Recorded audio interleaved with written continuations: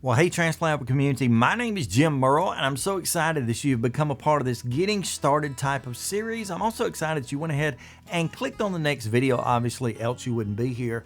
And as you remember, these videos are really going to be all about kind of giving you a shorter playlist, maybe 10, 15, 20 videos, I don't know how many, but can really help you to do what it implies to get started. If you're that type of person who just got in the news that you're in need of transplant, that's the type of things you're going to want to hear first so that you'll know how to move forward from there. And with that being said, we're starting today from the very beginning, and that is the actual news that you need a transplant. Now, if you're like I am and pretty much anybody else in the world, you were never expecting in a million years that the word transplant would actually be associated with your name. And I can remember back when they first mentioned transplant to me, really seriously at least, it's been about 12 years ago.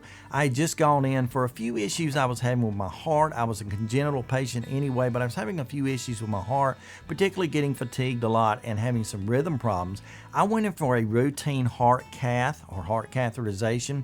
As they took me back there, they told my wife, you know, he'll be out in 45 minutes. When he gets out, we'll come let you know the results.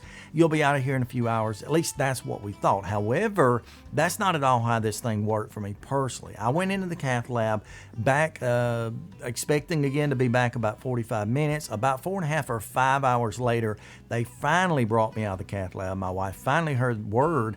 And basically, even then, they only told her, we need to wait until he wakes up before we talk to you. Well, she knew right then something must be pretty concerning.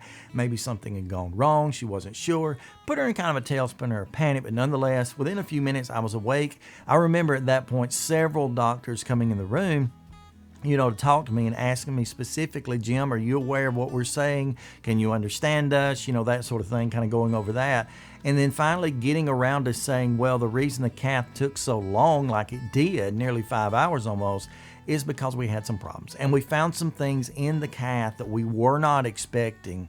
And basically the long and short of it is you need a heart transplant. You need a heart transplant. And I thought to myself, you know, when I heard that, I thought, wow, they must have come in the wrong room. They're talking to the wrong person. That can't be me. I mean, I'm healthy. I'm up. I'm moving. I'm running about. I'm still working. I'm doing my job. I mean, so what? I have a rhythm issue. Who cares about that? So what? I don't have the stamina I once did. Who cares?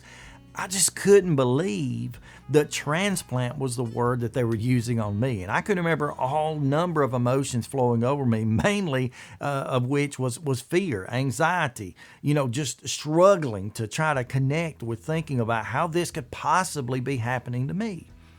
And I realized perhaps that's why I choose to show you this video first, because I realize that's some of the emotion that you're feeling as well. But let me tell you something that is absolutely fact, and this is what I want to leave you with today. This is absolutely fact. Just because someone mentions the word transplant in association with your name, don't panic. Even though you want to, and even though I did, don't panic, because it doesn't mean that, you know, all hope is gone. As a matter of fact, from the time I heard the word transplant associated with my name, it was almost 6 years. I said 6 years before I ever actually came down to having to have the transplant. You see, what we don't realize when we hear that word and it scares us to death is that there are so many interventions that come in between wherever you're at and potentially then transplant. So many options, so many ways around it, so many ways to postpone it. Mine was postponed for 6 years. I went through the transplant evaluation 4 times total, basically because they couldn't determine if the time was exactly right or not. I just kept pushing that date back, you know, with some dread, some regret, some, you know, fear, not wanting to ever face it. And thankfully we were able to do that. So I was blessed myself with 6 years to wait. Now, I'm not saying that's going to be a story of everyone. It's sometimes the case that they walk in, use the word transplant, wham, bam, there you go. You know, within a matter of weeks or months, you are being transplanted. There's nothing else that can be done. But in so many other cases, I would say the vast majority of cases, there are options, there are treatments, there are things that can be done to postpone that thing, or maybe even to put it off altogether. I've got several friends, I won't name them here on this video, but I could call names with this and tell you, well, this person was told transplant was the only option, so was this one, so was this one. This one was told they had so many months to live if they didn't have a transplant, so was this one, so was this one.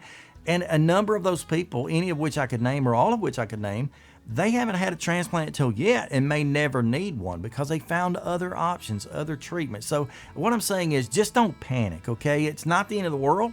And if you ultimately have to have the transplant like I did, like so many eventually do, then that's okay. But understand that they've got your case handled.